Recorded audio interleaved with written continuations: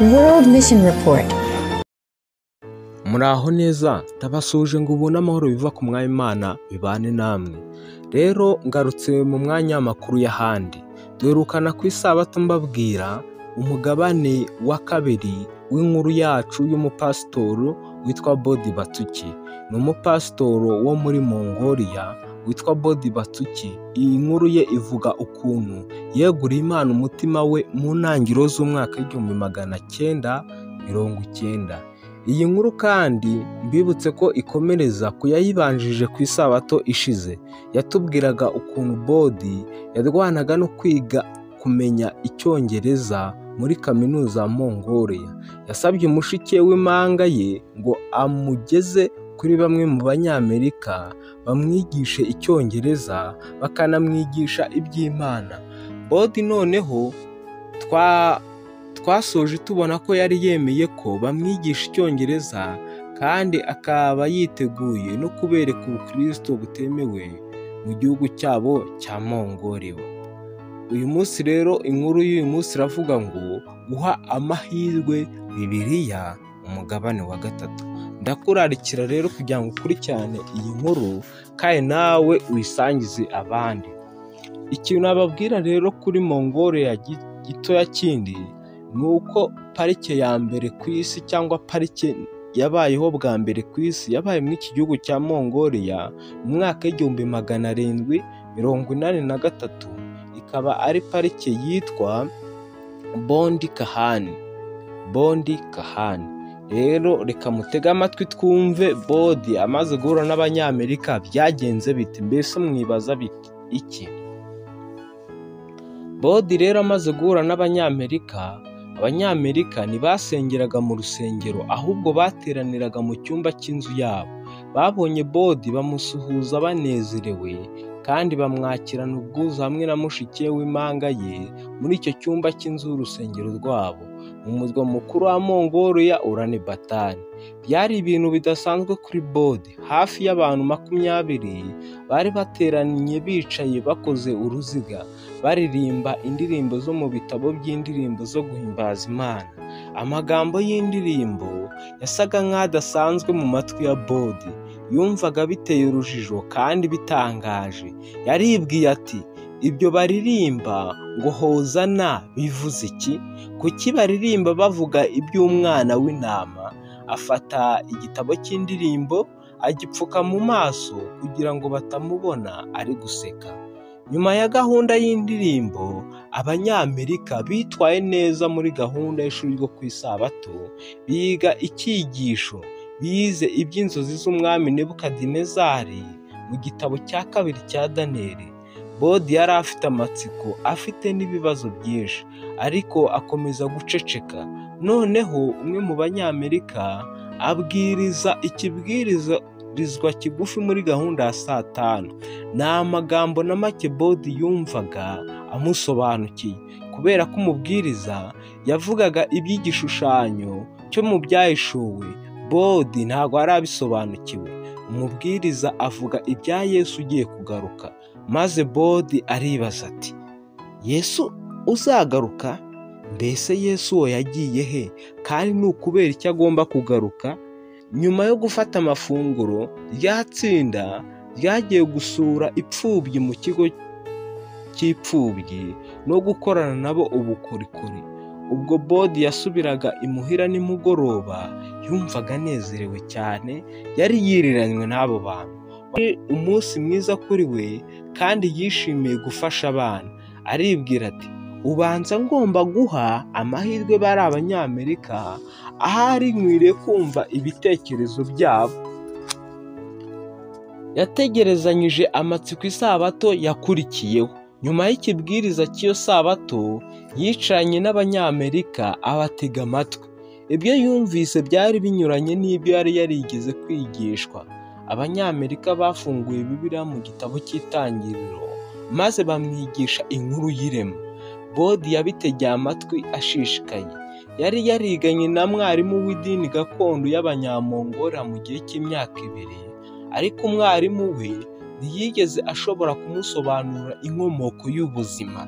mwarimu yamwigishije iby'ibitekerezo byerekeranye n'ubutaka bwihuje bukarema isi, ariko icyo gitekerezo nticyasobanuraga inkomoko y'amazi, umwuka n'ibinyabuzima bindi. Ibyo bibazo mwarimu ntiyari abifitiye ibisubizo, ariko Bibiliya yabitangiye ibisubizo byiza kandi byumvikana byose. Bodi yari afite ibibazo byinshi maze atangira kubibaza. Abamisiyoneri b'Abanyamerika basubiza ibibazo bye bakoresheje Bibiliya. Bamaze kumenya ko azi Ikirusiya, bamuhaye Bibiliya yanditse mu Kirusiya. Icyo gihe Isezerano Rishya ryabonekaga gusa mu rurimi rw'Urunyamongoliya. Bityo rero Bodi yari agize amahirwe yo kubona Bibiliya yuzuye ashobora kwisomera we ubwe. Ku isabato ye ya gatatu ari ku rusengero, umumisiyoneri w'Umunyamerika aramubwiye ati, ese Bodi, buriya ntiwakwigisha abana udutekerezo two mu Isezerano rya kera wifashishije amapica? Bodi yaratangaye, yumvaga atiteguye kuba umwigisha wa Bibiliya. Umumisiyoneri akomeza amutera umwete, aragerageza, arongera amubwira ati, gerageza rwose nubwo byaba bitoroshye. Nubwo bitari byoroshye koko, Bodi yaje kubigerageza. Muri icyo cyumweru yaje gusoma Bibiliya yitonze, asoma Isezerano Rikuru cyangwa Isezerano rya kera ryanditswe mu Kirusiya, maze akajya yandika mu Kinyamongoliya. Ku wa nyuma w'isabato, Bodi ajya kwa wa mumisiyoneri w'Umunyamerika, maze afata amafoto yabonaga azerekana gukoresha ku isabato. Ku isabato yigishije ibitekerezo byo mu Isezerano rya kera mu Kinyamongoliya ku bari mu nzu basengeragamo bose. Mu rugo, Bodi yakomeje gusoma Bibiliya maze abona ibisubizo by'ibibazo bye byose. Yize ko Imana na Sekibi babaho. Asoma mu Itangira igice cya 3 ko Satani yafashe ishusho y'inzoka, azana icyaha n'urupfu mu isi. Kandi Bodi asoma mu Itangira igice cya 3 ko Imana yashyize mu bikorwa inama yo gukiza umuntu. Hanyuma rero asobanukirwa ko urupfu atari iherezo kandi ko abantu bizeye Yesu bafite ubugingo buhoraho. Ageze muri Yohana 3:16 yamenye ko Imana yakunze abari mu isi cyane, byatumye itanga umwana wayo w'ikinege kugira ngo umwizera wese atarimbuka ahubwo ahabwe ubugingo buhoraho. Maze Bodi ibyo bimukora ku mutima, yegurira Yesu umutima we. Uyu munsi rero Bodi ni umuyobozi w'itorero ry'Abadivantisiti b'umunsi wa karindwi mu gihugu cya Mongoliya. Igitangaje, Bodi afite umwihariko wo kuba ari we mupasitori wa mbere mu gihugu cya Mongoliya. Akaba kandi ari we mupasitori wa mbere werejwe ubugabura bwa mbere muri iki gihugu. Ubu Bodi avuga Icyongereza neza. Bodi aravuga ati, nize Bibiliya iby'Imana yuje urukundo yaturemye, kandi n'igihe twari abanyabyaha yaje kuducungura. Ibyo byarankomeje cyane kurenza ikintu cyose nigeze kwiga cyangwa kwigishwa mbere.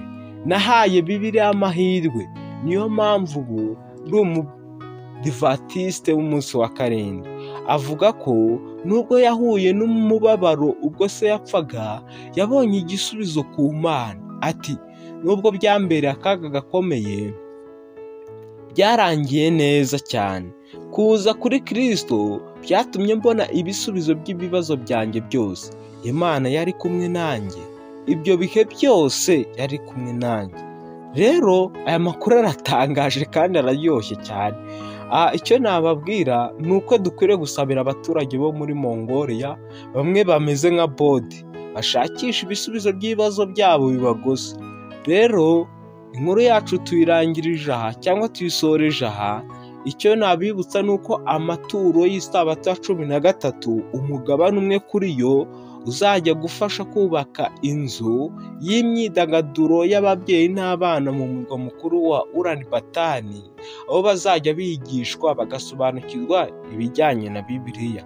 Ayo maturo tuzatanga ku itariki 26 z'ukwezi kwa 3 uyu mwaka.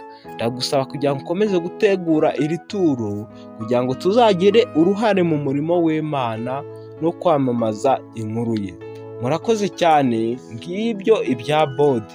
Icyo twakwigira mw'iyi nkuru ni uko natwe dukwiye guha amahirwe Bibiliya mu bugingo bwacu. Uko uha amahirwe Bibiliya mu bugingo bwawe, niko uha amahirwe Yesu kuba muri wowe, kandi ko uha amahirwe Mwuka Wera kukuyobora. Reka ubuntu n'amahoro bukomeze kubana namwe.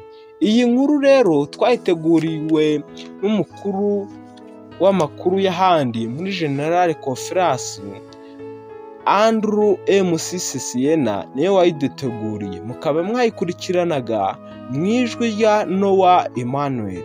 Imana y'amahoro ibeze byose, mukomeze kugira ibihe.